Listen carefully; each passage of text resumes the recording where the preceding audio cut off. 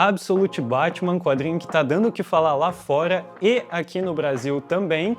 Um quadrinho que promete ser uma nova roupagem aí pro Homem-Morcego, né? E a Panini tá trazendo essas edições aqui no Brasil em lombada canoa com grampos, né? Uma edição que tá ficando bem bonita. Eu fiquei bem, receoso se eu ia pegar essas edições ou não. Pensei muito, se pegava só quando saísse o encadernado, mas o burburinho foi tanto que a gente decidiu ver o que tinha dentro dessa edição de especial que estava todo mundo comentando. Uma edição que pode ser uma excelente porta de entrada para quem está começando a ler quadrinho em 2026, que é o caso da Gabi. Isso aí. E a gente vai comentar um pouco dessa edição aqui, da primeira e da segunda edição, né, que a Panini publicou aqui no Brasil. A edição da Panini está sendo feita bimestralmente, ela está compilando 2 volumes da edição norte-americana que está saindo lá fora. E como eu comentei, é uma excelente porta de entrada para quem está começando a ler HQ, principalmente porque muitos críticos, eles dizem que é muito difícil você se introduzir, né, nos quadrinhos, porque geralmente as numerações já estão mais altas quando você vai tentar ler, já tem muito background dos personagens, né, que você precisa saber na hora de começar a ler um quadrinho de algum herói específico, mas o universo Absolute que a DC está trazendo ajuda muito quem está começando, principalmente porque ele está trazendo introduções desses personagens, a origem deles, só que com uma nova roupagem, saindo um pouquinho do convencional de sempre, né? Então, por isso, as editoras elas tentam, trazer esses universos para reinventar os seus personagens.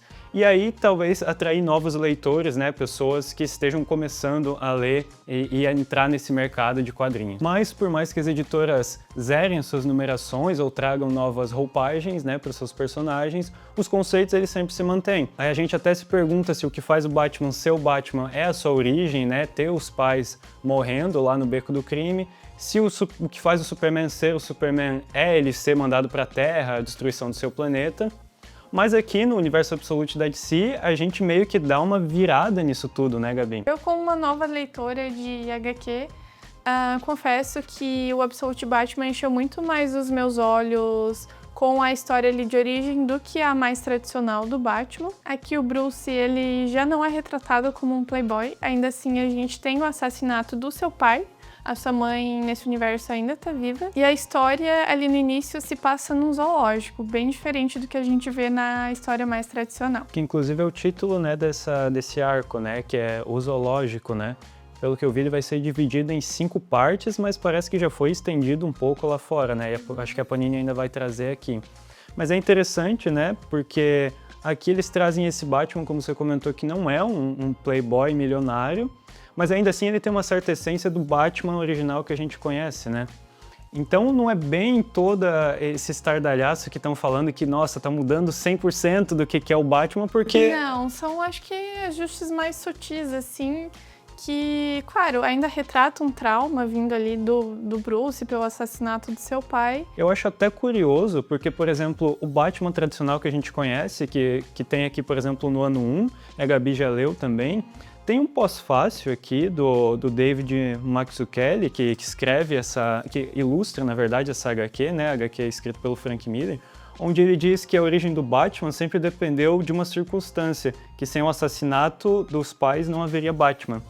E aqui eu acho curioso que o Scott Snyder e o Nick Dragotta, eles trazem uma parte disso que é verdade, que depende um pouco do assassinato, mas não 100%. Eles dão uma mudada ali, pelo menos na metade disso, Nesse caso é só o pai, A mãe ainda se encontra viva nessa origem.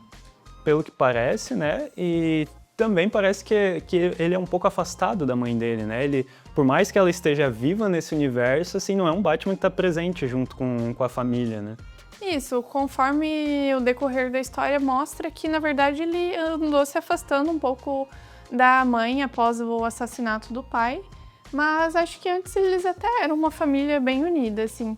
Acho que um ponto importante é que, na verdade, o pai dele, ele era professor, então, no dia a dia, eu acredito que eles eram muito mais próximos, Isso é explorado até um pouco mais na segunda edição ali, onde mostra o Bruce construindo aquela ponte, que depois vai vir a ser a capa dele com o pai dele, Então eles têm essa relação de troca um pouco mais próxima ali, Sim, e também desde o início já mostra ali a questão da inteligência do Bruce desde criança. Ele tem uma inteligência um pouco acima da média, porque acho que é um concurso de ciências, né? Isso, é uma feira de ciências, algo assim. Ele ganha em primeiro lugar com uma... É como se fosse uma ponte, né, para ajudar pessoas que estão em situação de guerra, de vulnerabilidade, né? Para que eles pudessem atravessar ali ou qualquer lugar que eles desejassem. E é importante esse ponto que você comentou, de eles trazerem a inteligência ali do Batman desde cedo, dele ser uma espécie de superdotado, porque isso é uma coisa que eu acho que o Snyder percebeu que poucas histórias do Batman vão abordar, que é, normalmente, o Batman ele fala diversos idiomas, aonde ele vai ele fala o idioma, ele tem um preparo físico absurdo, ele tem um raciocínio lógico muito rápido, né? E a gente nunca sabe o porquê, a gente só sabe que ele é acima da média. Eu, como uma nova leitora, eu fico pensando, poxa, será que ele adquiriu todo esse conhecimento, essas novas habilidades, né, na história tradicional, por conta desse trauma, mas também por conta do seu dinheiro? Porque... Então, é um questionamento, porque normalmente o Batman, ele perde os pais quando é criança, então ele decide sair da cidade, treinar para que outras crianças não tenham o mesmo destino que ele teve de ficar sem os pais. Então ele passou anos, né, treinando para ser o Batman. Mas com certeza, assim, ele treinou com os melhores mestres do mundo inteiro, com certeza ele teve que pagar ali, né, teve algum dinheiro envolvido. Mas aqui esse Batman, ele se preparou sozinho, basicamente, né? Ele já tem a inteligência dele e ele constrói as suas próprias coisas. Eu acho que já é uma história mais plausível para mim de ser aceita, porque justamente já retrata toda essa construção dele, do conhecimento, da inteligência. E claro, depois disso, do trauma, isso só dá uma atenuada, né? E aí entra de volta aquele questionamento que a gente fez no início do vídeo. O que faz o Batman ser o Batman de fato, né, Gabi? Porque aqui a gente ainda tem essa origem trágica, mas a gente não tem um Batman saindo da cidade, treinando, né, depois voltando. Ele até sai da cidade em determinado período ali na segunda história, mas eu acho que não tem todo esse arco dele se preparar para ser o Batman. Na verdade, ele é só mais um cara comum ali, né, que cresceu daí. Aqui ele cresce no beco do crime, né, tanto que ele vai ter até contato com alguns vilões dele na própria infância, porque ele não cresceu distante dessas pessoas, ele não é um milionário que está em outra realidade, ele está próximo dessas pessoas. Ele tem contato na infância com a Selina, com o Oz. Uma coisa também que me chamou bastante atenção é que logo nas primeiras páginas a gente dá de cara com o Alfred, que não chega nem perto de ser um mordomo. Ele não é mais aquele mordomo que auxilia o Batman, e na verdade é que eles são bem distintos, né? O Alfred é retratado ali então como um mercenário, na verdade. Já teve algumas outras histórias do Batman que exploraram o passado do Alfred, assim, que, se eu não me engano, ele era um combatente de guerra, ele era um médico de guerra, então ele tem todo um conhecimento médico, é por isso que ele ajuda tanto o Batman também. Mas aqui eles são totalmente opostos, né? Eles se encontram, acho que num período da vida ali, então que até então nenhum conhecia o outro. Eles vão se conhecer de fato numa situação que eles estão em perigo. Mas se for para chutar, eu chutaria que eles ainda vão se ajudar. Ali o Alfred tá dando uma caçada, né, no Batman, vendo que tem algo estranho ali, né? Na verdade, ele não começa a caçar o Batman, né? Eles têm um inimigo em comum, que são ali os... Que é aquela gangue dos festeiros, né? Alguma coisa assim. Animais festeiros. Isso.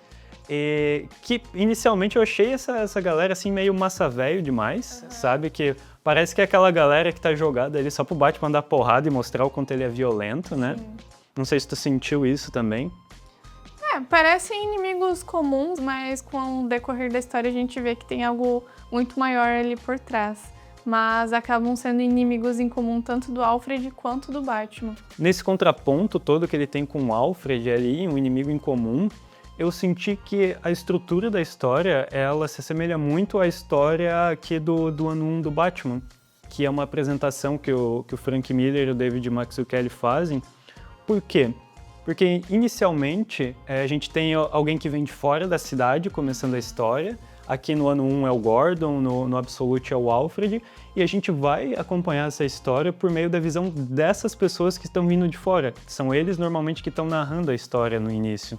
E a gente tem esse forasteiro que vai dar de cara com algo estranho que está acontecendo na cidade, né? E um vigilante que está tentando, né, ajudar a cidade também. Faz sentido. Eu não lembro, não tenho certeza se o Alfred na história tradicional ele já é de Gotham ou como é que é? Ele sempre foi de Gotham? O Alfred, na verdade, ele é inglês, ele é da Inglaterra, e eu acho que até o Absolute Batman dá uma pincelada disso ali, porque ele chega em Gotham e ele vai comprar chá. Então, o Alfred ele é um inglês, um lord inglês, né, quase assim, ó, aquela pessoa super culta. É por isso até que ele é um mordomo, ele é super culto. Mas aqui a gente tem um destaque maior pro Alfred, que vem de fora da cidade, mas para também dar uma observada, né, no crime que está acontecendo. E no ano 1 a gente tem o Gordon, que vem para ajudar a combater o crime da cidade, né, e eles se deparam com esse vigilante que está ali ajudando a cidade, e eles vão tentar investigar mais quem é essa pessoa, né? Realmente, eu não tinha notado esse paralelo do ano 1 com o Absolute Batman.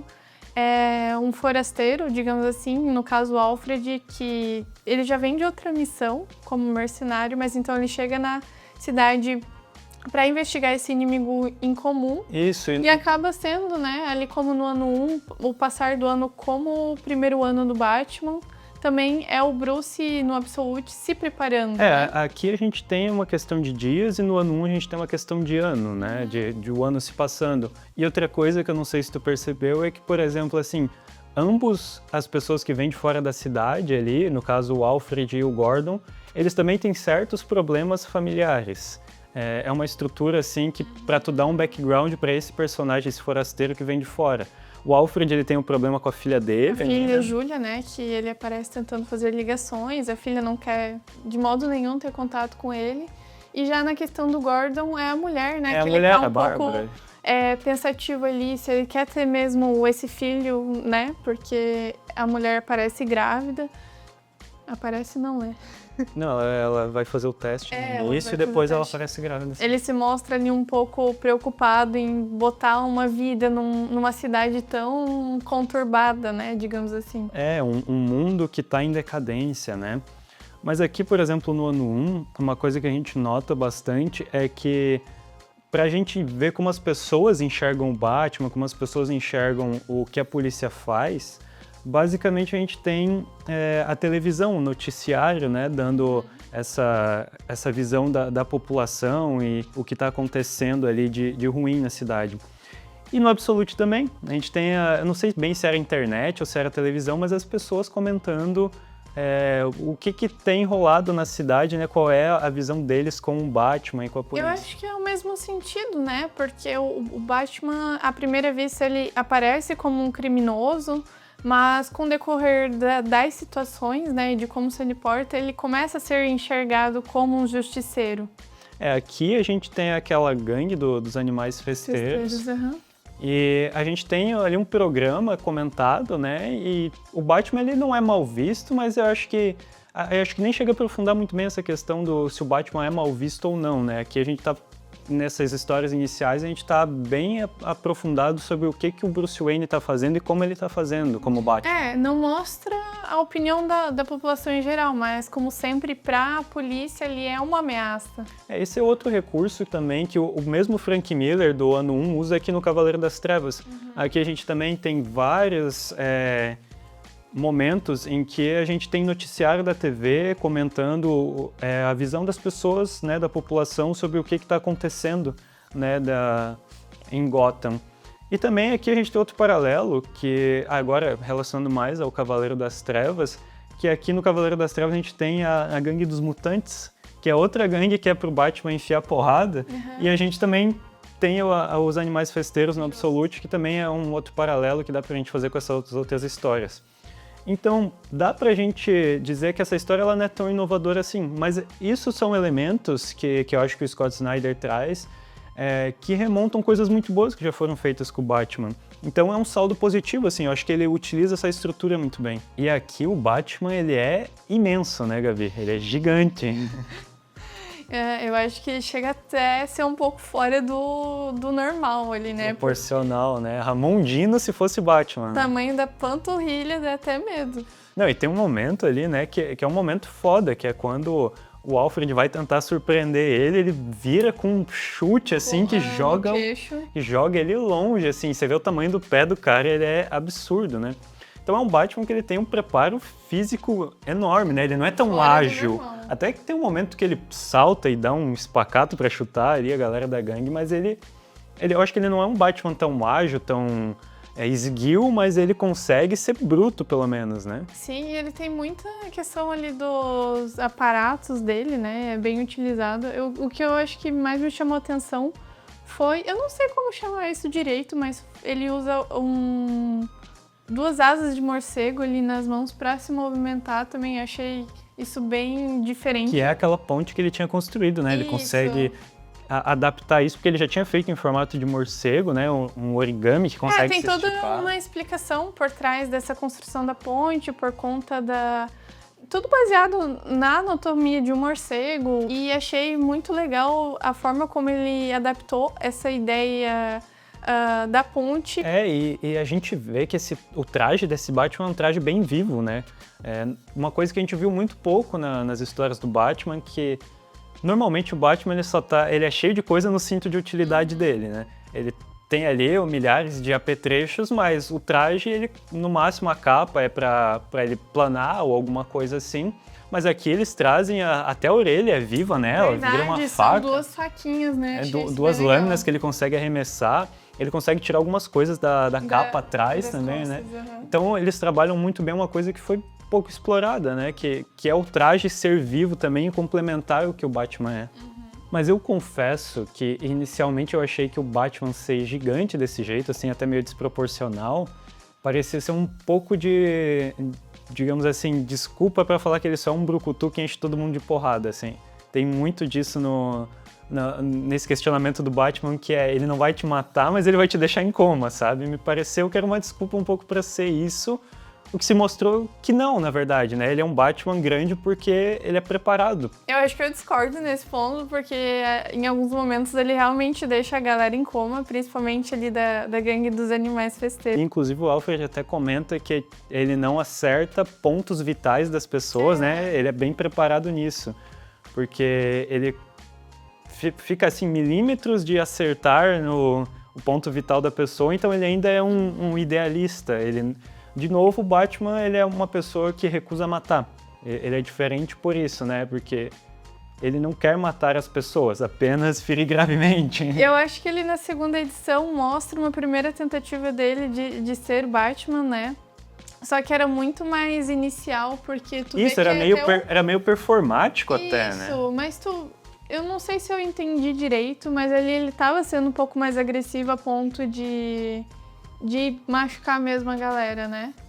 Porque ele aponta a arma pra um cara ali. E é verdade, só que também não era uma arma, assim, ele tava tentando ser agressivo, mas não 100%. Eu acho que era mais uma questão de assustar. Eu acho que era bem performático, até porque ele ele usava aquelas dentaduras de vampiro. Isso, tinha uma toxina, um veneno, Isso, alguma entorpecente. coisa assim, né? E ele mordia, de fato, a galera como se fosse um morcego. Era toda uma questão meio teatral, né? Ele rosnava também, tu nota né? que é um pouco mais performático. E aí, nesse ponto, ele para e pensa, não, acho que não é isso que eu quero, tá tudo errado. Inclusive, é um ponto que remonta muito à origem do Batman lá nos anos 40, sabe, Gabi? Quando o Batman ele surge, ele tem uma aparência muito parecida com o que o Nick Dragotta desenha aqui nessa segunda edição. É um Batman com um chifre um pouco mais torto, um visual um pouco mais simples, né? E até o próprio Scott Snyder ele fala, né, numa entrevista que ele deu para o site The Beat, sobre isso. Ele fala que esse Batman ele estava indo atrás das pessoas bem na frente do seu rosto porque eles eram alvos fáceis. E ele está indo atrás de uma maneira que falava a mesma linguagem de volta que eles, que é com violência, que é com medo, sabe? Ele fala que por mais divertido que possa ser na página e por mais poderoso que pareça, naquele momento é apenas um ciclo interminável. Então ele sobe um nível e depois se torna um pouco mais convencional como o Batman que a gente conhece. Então inicialmente ele faz todo esse teatro porque ele está tentando combater violência com violência.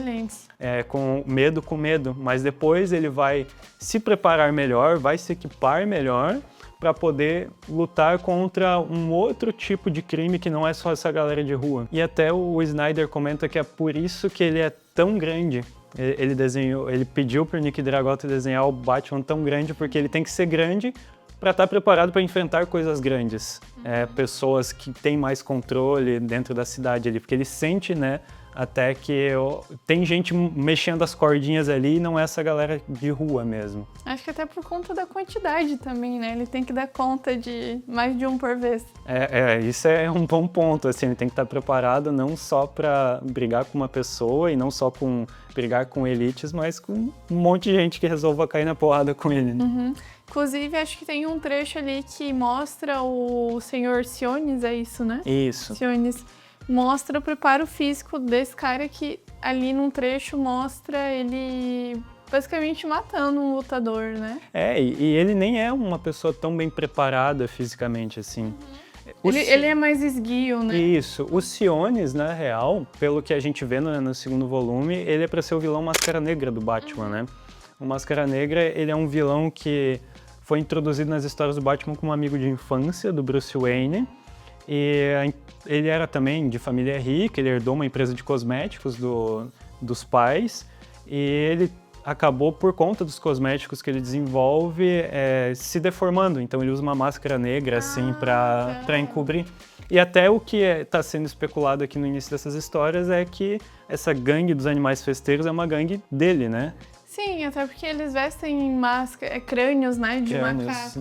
De primatas. Eu até estava me perguntando, porque se nesse universo era comum ter aliens, né? Porque tem uma questão ali no início da história que mostra... Então, eu fiquei com essa dúvida também. Eu não sei se são aliens, se são máscaras. Que é o cara ali que é DJ, eu acho, né, que tava tocando ali.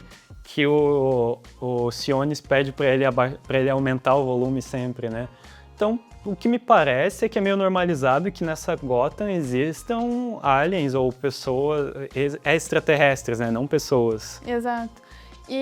Mas, inclusive, essa pessoa que a gente acha que é um alien, ela usa o mesmo capacete que o... Isso, aí dá o questionamento se essa pessoa está sendo controlada ou não.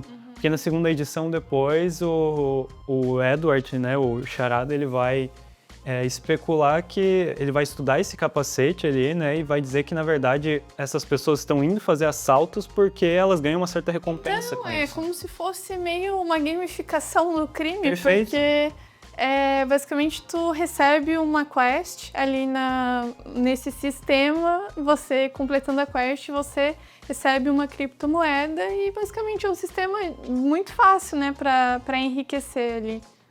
Só que são quests no sentido bem bárbaro, né? Totalmente bárbaro, assim, bem brutal. A ponto Incêndios, homicídio, coisa pesada mesmo. Inclusive, até em uma outra entrevista que eu vi do Scott Snyder, ele fala que nessas histórias o Batman ele tá caminhando para enfrentar, digamos assim, um boss final. Ele tá batendo agora na gangue, né? Mas é como se ele fosse fazendo várias quests para chegar no boss final. E a gente até fica ali, né, com essa pulga de se esse boss final é o Coringa ou não. E quem sabe esse boss final, que é o Coringa, possa ser a mesma pessoa que tá dando ali essas dicas pro Alfred. Pro Alfred? Lá fora o pessoal já tem a resposta, porque eu acho que já tá na edição 14, mais ou menos. Nossa, tá bem avançado. Tá bem avançado. Aqui, como eu falei no início do vídeo, a Panini tá publicando bimestralmente. Então a gente tem 2 edições compiladas. Mas a terceira edição e a quarta já estão em pré-venda na Amazon, né? E a gente já fez e vamos continuar lendo essa história e ver se vai caminhar para um caminho muito legal. Porque uma coisa que eu conheço bem do Scott Snyder é que ele sabe começar a história, mas ele não sabe terminar, Gabi. Sério? Teve toda aquela fase da Corte das Corujas ali no 952, que ele começa muito bem, ele introduz toda uma mitologia legal ali para Gotham, traz como uma cidade mais viva, com histórias passadas, e ele estende tanto esse arco que ela vai ficando tão chata, assim, tão maçante no final. O Snyder também é responsável por aquela fase que eu acho que você gosta, que é a do Death Metal, lá do Batman que ri. Eu acho muito legal o visual dele, eu sou apaixonada. E que também é uma fase, assim, que eu acho legal, mas que ela vai também caminhando lentamente e chega no final não é tudo aquilo. Então eu acho que tem potencial agora esse Absolute Batman, mas vamos ver se ele vai conseguir terminar ela legal, né? esperamos para um melhor, né? Esperamos, porque tá sendo um ponto de virada bem legal, né? E se você quer adquirir essas edições aqui que estão em pré-venda, ou essas edições que a gente trouxe aqui para comentar, os links da Amazon vão estar aqui embaixo na descrição, né? Compre pelos nossos links, porque ajuda bastante a gente aqui, né? Isso aí. Se você gostou de como a origem do Batman está sendo retratada aqui nesse universo do Absolute, deixa nos comentários o próximo herói que você quer ver aqui. Todas essas edições a gente vai deixar aqui na descrição, né? Na pré-venda, e dos que já saíram também, né? Então é isso, né, Gabi? Obrigado para você que assistiu até agora aqui no vídeo. Deixa o seu like aí, que ajuda bastante a gente, e se inscreve no canal para ver mais esses heróis aí. É isso aí. Valeu!